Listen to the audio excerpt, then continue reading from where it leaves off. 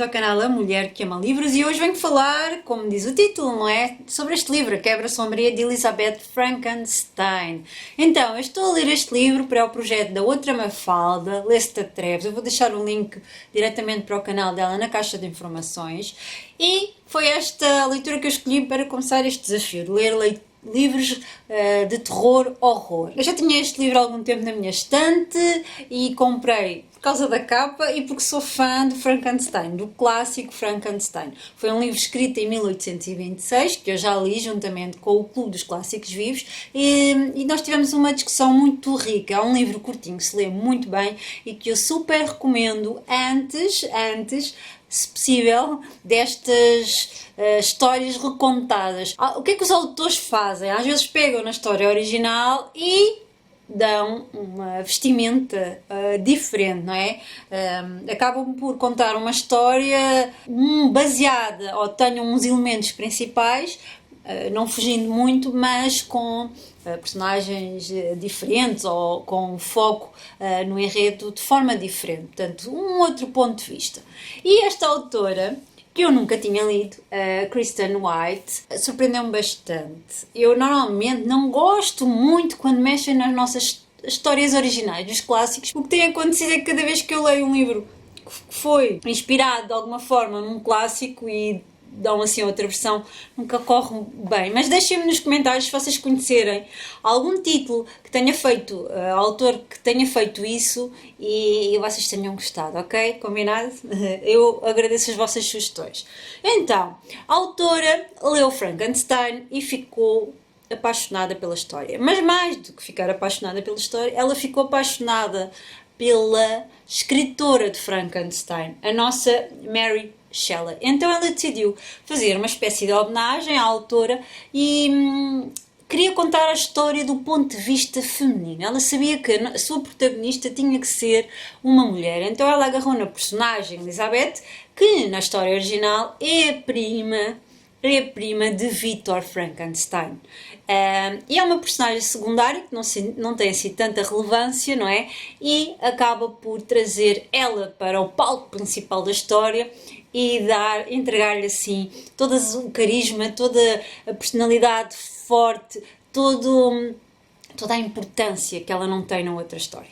E para quem está a pensar que Frankenstein é um monstro com uns ferrinhos na cabeça, não é? Okay? O Frankenstein, no clássico, é o médico, é o jovem cientista que se esconde para juntar alguns restos de humanos e construir o monstro, ok? O monstro. Victor Frankenstein quer construir o monstro, quer romper com todos os conceitos que conhece da ciência e construir um monstro. Só que a história acaba por levantar algumas dúvidas, não é? Nós ficamos a pensar, mas de facto, quem é que é mesmo o monstro?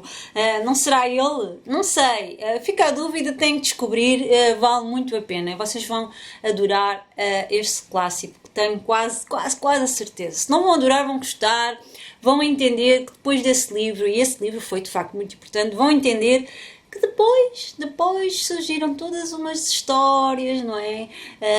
Ele foi muito importante e foram beber a essa história, não é? A história de Mary Shelley. Então, a autora traz Elizabeth e Elizabeth quem é nesta história? Eu não vos vou contar praticamente nada da história para vocês irem descobrir. Mas, o que é que eu posso dizer? Elizabeth é levada para casa da família Frankenstein com um objetivo. Ela tem que criar amizade com Victor. Ela tem que tomar conta de Victor. Ela tem que entreter Victor. Só que essa relação que nasce desde pequenos acaba numa obsessão destrutiva, numa obsessão, numa inveja diabólica, macabra, posso dizer isso. Nós sabemos, esta história é contada assim em dois tempos. Nós temos o presente, em que a nossa protagonista está a ir atrás de Victor, não sabe bem onde é que ele anda e anda à procura dele. E ela vai com uma companhia. Então ela vai parar em vários sítios, em vários lugares e vai à procura de Victor. Ela anda atrás dele. E nós sabemos que Victor está fugido Não sabemos bem o que é que ele anda a fazer, mas vamos descobrir. E depois nós temos o passado. A Elizabeth a recordar quando foi levada para esta casa. A Elizabeth a recordar a relação que ela tem com esta família, com os irmãos de Victor, com o próprio Victor e com a mãe de Victor, que para mim é uma das principais vilãs desta história. Este livro irá trazer perspectivas diferentes para os vários leitores. Nós podemos tirar aqui algumas leituras. Uma delas é um livro para entreter. Mas eu, por acaso, fui um bocadinho mais longe e tentei entender esta relação de mãe e filho, de uma espécie de irmã, não é? Com este homem. E acabei surpreendida porque a história traz mais do que aparenta. Ao início parece-me uma história bastante simples, mas a autora soube trabalhar de facto as personagens. Acaba por ter assim um mistério, nós não sabemos o que é que Victor anda a fazer, o porquê dela ir andar atrás, o que é que aconteceu na infância de ambos. Existem ali umas mortes meio misteriosas e nós sabemos que a Madame Frankenstein, a mãe de Victor Frankenstein, é uma mulher um bocadinho doida, ok? Para não dizer muito. Ela é louca. Ela parece que tem algo de mal dentro dela. E apesar de ter pouca presença na vida de Victor, acaba por ter alguma presença forte nesta história e acho que é uma peça principal para entender a relação entre eles. De facto, a minha interpretação é que ela é culpada de alguma forma pela construção da personagem ou da personalidade de Victor Frankenstein.